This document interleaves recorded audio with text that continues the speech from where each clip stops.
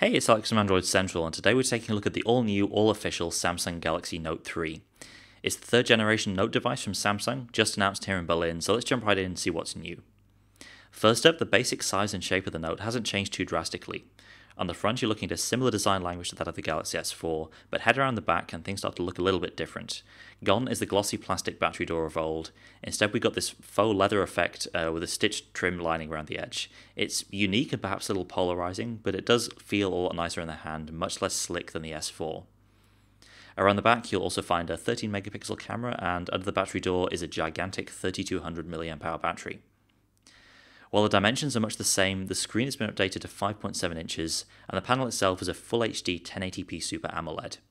It's a really great looking screen, perhaps surpassing even the S4 in terms of brightness and clarity. On the inside, you've got a Snapdragon 800 CPU for LTE markets, or an Exynos 5 Octa chip for 3G markets. Either way, a very high-end chip. That's backed up by 3 gigs of RAM and 32 or 64 gigs of storage, expandable of course via SD card. On the software side, there's Android 4.3 Jelly Bean, and Samsung's touting the new Note as the first non-Google Experience device to ship with 4.3. It's also got the latest TouchWiz UI and a bunch of new software features centered around the S Pen stylus. When you first take the S Pen out, or when you hover over the screen with the button held down, you now get this little Air Command radial menu showing you things like the main S Pen features. There's Action Memo, which lets you write things like addresses and phone numbers and have the phone act upon them, for example in Google Maps or the Dialer app.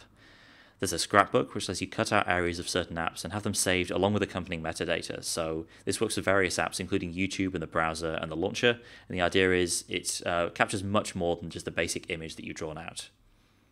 There's also the new S Finder app, which is a kind of a searchable catalog of everything on your phone, including written notes, which it uses optical character recognition to interpret.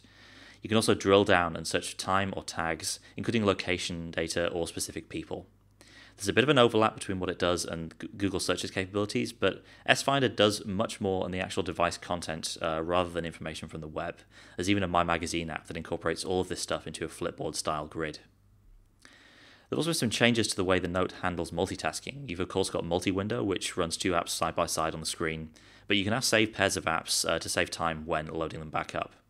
And to complement that, there's also Pen Window, which is the Note's way of doing windowed apps. Select it from the radial menu, draw the size of the window you want, and then select the app. You can then drag it around, make it full screen, or minimize it down to a little icon that you can move around the screen.